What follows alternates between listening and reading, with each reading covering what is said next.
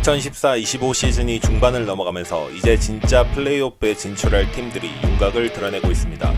이제부터 본격적으로 전문가들이 다양한 전망을 내놓고 있는데요. 오늘은 NBA 전문 분석가들이 발표한 동부 컨퍼런스 플레이오프 후보자들에 대한 평가를 알아보겠습니다. 본 평가에는 공격과 수비 기여도를 평가하는 첨단 스탯인 XRAPM이 활용되었고, 전체 팀 평가 및 순위 선정 기준은 팀의 현재 전력, 부상 변수, 시즌 흐름이 반영되었습니다. 그럼 바로 가보시죠. 동부 리그 전력 평가 1위는 보스턴 셀틱스입니다. 보스턴이 동부 1번 시드를 차지할 가능성은 낮지만 잔여 경기에서 최소 14승을 거두면 50% 이상의 확률로 2라운드에서 클리블랜드를 피할 수 있습니다. 만약 동부에서 1번 시드를 노리려면 24승 이상이 필요해 보입니다. XRAPM 수치는 여전히 보스턴을 동부에서 가장 강력한 팀으로 평가 중입니다. 현재 클리블랜드보다 5.5경기 뒤처져 있지만 이는 클리블랜드가 승리한 경기 대부분이 접전 경기에서 잡은 승리라는 점 때문으로 분석됩니다. 또한 보스턴은 약간의 챔피언십 후유증을 겪고 있을 가능성이 큽니다. 지난 시즌 챔피언을 차지했던 보스턴은 플레이오프에서 하는 퍼포먼스를 굳이 정규 시즌에서 전력을 다해 보여줄 필요가 없기 때문입니다. 그러나 확실히 지난 시즌보다 폼이 많이 떨어져 있는 개별 선수들의 회복은 필요해 보입니다. 대표적으로 제일런 브라운은 올 시즌 3점슛 성공률이 32%대에 머물고 있죠. 그럼에도 불구하고 결론적으로 보스턴은 동부에서 가장 많은 플레이오프 경험을 보유한 팀이고, 이런 경험은 4월에 있을 플레이오프가 시작되며 아주 큰 차이를 만들어낼 것입니다. 동부리그 전력평가 2위는 클리블랜드 캐벌리어스입니다. 클리블랜드가 잔여 정규 시즌 경기에서 14승 이상을 거두면 시뮬레이션상 50% 이상의 확률로 동부 컨퍼런스 1번 시드를 확보할 것으로 보입니다. 클리블랜드는 올 시즌 정규 시즌에서 놀라운 활약을 펼치고 있고, 특히 1위를 달리는 와중에도 강력한 우승 후보인 보스턴과 오클라호마의 강력한 윙 스쿼드를 대비하기 위해 시즌 중반 트레이드 시장에서 디안드레 헌터와 자본테 그린을 영입하는 등 전력 보강에 힘썼습니다. 하지만 전문가들은 이 트레이드가 클리블랜드의 큰 이득이라고 평가하지는 않습니다. 이유는 헌터와 그린 모두 XRAPM 기준으로 0.0 이상의 기여도를 보여주지 못하고 있기 때문입니다. 또한 조지 니안과 카리스 리버트가 트레이드 대가로 팀을 떠나면서 40%의 성공률로 경기당 100포제션 기준 총 18개의 3점슛을 시도하며 팀에 제공했던 변칙적인 득점 가능성이 사라졌습니다. 이는 보스턴이나 오클라호마 같은 강팀과의 시리즈에서 변수를 만들 수 있는 요소를 날려버린 결정이기에 다소 아쉬운 평가를 받고 있습니다. 그 결과 보스턴이 아직 이론적으로 더 강해 보이긴 하지만 클리블랜드가 바랄 수 있는 시나리오가 하나 있습니다. 바로 2라운드를 쉽게 통과해 컨퍼런스 파이널에 일찍 안착하는 것입니다. 만약 보스턴이 뉴욕 닉스와 6차전, 7차전까지 가는 힘든 시리즈를 치르게 된다면 클리블랜드는 체력적인 우위를 바탕으로 좋은 시리즈를 펼칠 가능성이 높아지겠죠. 동부리그 전력평가 3위는 뉴욕 닉스입니다. 뉴욕 닉스는 잔여 정규 시즌 경기에서 12승만 거둬도 1라운드 홈코트 어드밴티지를 99% 확률로 확보할 수 있습니다. 이번 시즌을 앞두고 진행할 칼 앤서니 타운스 트레이드는 뉴욕에 긍정적인 영향을 미쳤습니다. 하지만 클리블랜드가 예상보다 더 강한 모습을 보이며 1번 시드를 차지할 가능성이 커졌고, 그 결과 뉴욕은 3번 시드로 플레이오프에 진출하더라도 2라운드에서 보스턴이라는 극악의 상대를 만나게 될 가능성이 큽니다. 게다가 탐 티보도 감독이 이미 주전 선수들에게 과부하를 걸고 있다는 점도 변수입니다. 일반적으로 플레이오프에서는 로테이션이 짧아지면서 주전 선수들의 출전 시간이 늘어나지만 이미 정규 시즌 동안 뉴욕의 주전들은 엄청난 출전 시간을 소화하고 있습니다. 이 때문에 플레이오프에서 로테이션을 압축하는 전략이 뉴욕에는 상대적으로 큰 이점이 되지 않을 가능성이 있습니다. 동부리그 전력평가 공동 4위의 첫 번째 팀은 인디애나 페이서스입니다. 인디애나 페이서스는 잔여 정규 시즌 경기에서 16승을 거두면 50% 이상의 확률로 1라운드 홈코트 어드밴티지를 확보할 수 있습니다. 현재 시뮬레이션 결과에 따르면 페이서스가 1라운드에서 미러키 벅스를 상대할 가능성이 거의 50%에 달합니다. 두 팀 모두 홈 경기에서는 강한 모습을 보이는 반면 원정 경기에서는 다소 평범한 수준입니다. 따라서 4번 시드를 확보하여 1라운드 홈코트 어드밴티지를 얻는 것이 매우 중요한 요소가 될 것입니다. 인디애나의 최고의 불안 요소는 공수 밸런스입니다.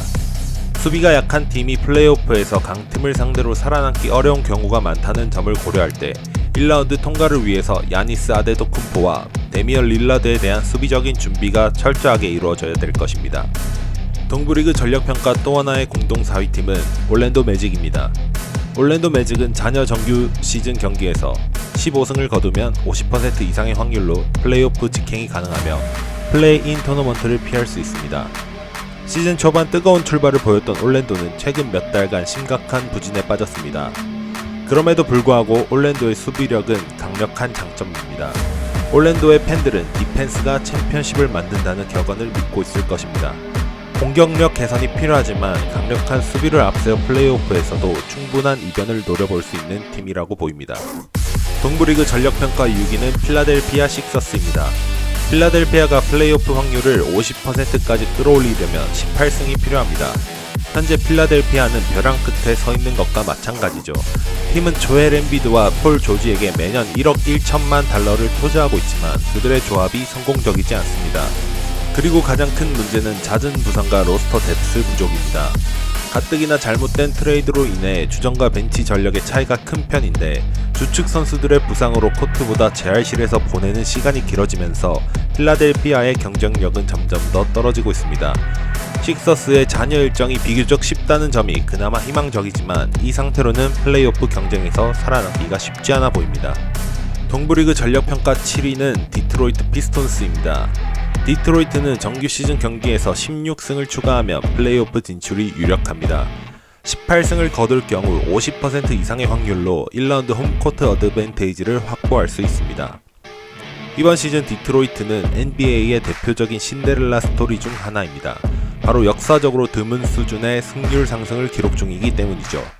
이렇게 놀라운 성과에는 프론트 오피스의 공이 크며 팀의 가장 큰 약점이던 스페이싱 문제를 해결할 수 있는 3점 슈터들의 영입이 주요했습니다. 다만 최근 팀을 계속 이동하고 있는 데니스 슈라더의 영입은 팀 문화적으로 긍정적인 영향을 미칠지 의문이기도 합니다. 플레이오프로 넘어간다면 디트로이트의 결정적인 약점은 경업 부족이 될 것입니다. 매우 젊은 선수들로 구성된 로스터와 최근 5년간 13위에서 15위를 기록했던 성적 때문에 주축 선수들이 플레이오프 경험이 거의 없다고 할 수 있는데요. 이번 시즌 플레이오프 1라운드에서 뉴욕 닉스나 다른 경험 많은 강팀을 만날 가능성이 큰 만큼 현실적으로 깊은 플레이오프 진출보다는 과정 자체를 즐기는 것이 중요해 보입니다. 동부리그 전력평가 8위는 다소 저평가된 밀워키 벅스입니다. 밀워키는 정규 시즌 경기에서 16승을 추가하면 50% 이상의 확률로 1라운드 홈코트 어드밴티지를 확보할 수 있습니다. 이적 시장에서 활약이 처참하기로 유명한 밀워키 프론트 오피스는 이번에도 주전급 선수 외에 전력 보강에 실패한 모습입니다. 야니스 아데토쿤포라는 리그 MVP급 선수를 보유하고도 그와 함께할 제대로 된 조력자들을 매번 구성하지 못하고 있습니다. 이번 트레이드 시장 움직임에서는 카일 쿠즈마 영입이 가장 큰 움직임이었는데 그는 1997년 이후 최악의 온코트 레이팅을 기록한 5명 중 1명에 속합니다. 즉 쿠즈마의 가세로 인해 벅스의 풀전력 평가는 오히려 감소하게 되었고 그 결과 전력 평가가 1라운드 홈코트 어드밴티지를 가져갈 수 있는 팀치고는 상당히 저평가되었죠. 밀워키 선수들 중 XRAPM 수치 0.6 이상의 평가를 받은 선수는 야니스와 릴라드 단 2명뿐입니다. 이런 전력 구조를 감안하면 이번 시즌 플레이오프에서 큰 성과를 만들기는 어려워 보이네요. 동부리그 전력평가 9위는 애틀랜타 호크스입니다. 호크스는 정규 시즌 남은 경기에서 승률 50% 이상을 거둔다면 플레이오프 진출 가능성이 높습니다. 애틀랜타는 2025년 1라운드 드래프트 지명권을 보유하고 있지 않기 때문에 시즌을 일부러 포기하는 탱킹 전략은 큰 의미가 없는 상황이라 전력을 다할 것으로 보입니다. 2021년 동부 컨퍼런스 결승 진출 이후 호크스는 2022년 동부 9위, 2023년 동부 8위, 2024년 현재 10위권 내의 성적을 거두며 팀이 명확한 방향 없이 NBA 중위권 정체기에 빠졌음을 보여주고 있습니다.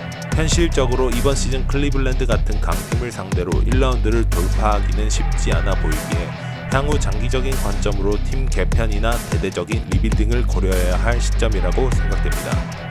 동부리그 전력평가 10위는 마이애미 히트입니다.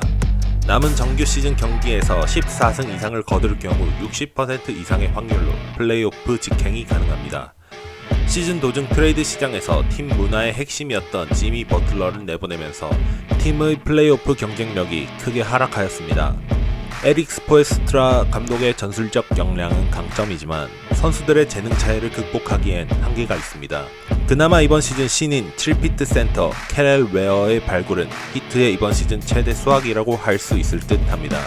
2025년 들어 9승 14패를 기록하며 부진에 빠져있는 히트는 보스턴과의 1라운드 매치업이 유력한 상황인데 워낙 큰 전력차를 보이고 있어 플레이오프에 진출하여도 빠른 탈락 가능성이 높아 보입니다.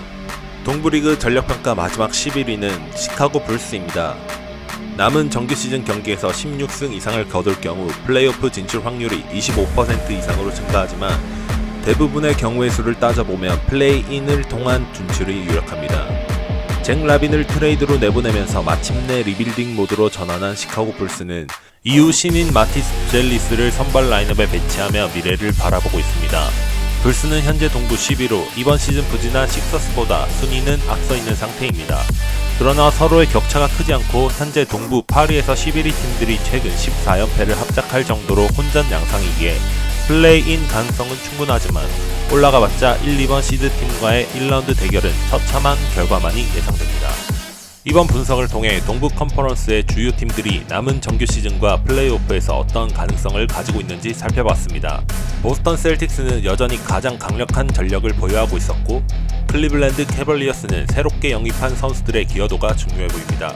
뉴욕 닉스는 주전 선수들의 혹사 문제가 변수로 작용할 수 있으며 인디애나 페이서스와 올랜도 매직은 수비력과 일정상의 유리함을 활용해 강팀들과 맞설 전략을 잘 준비해야 할 것입니다.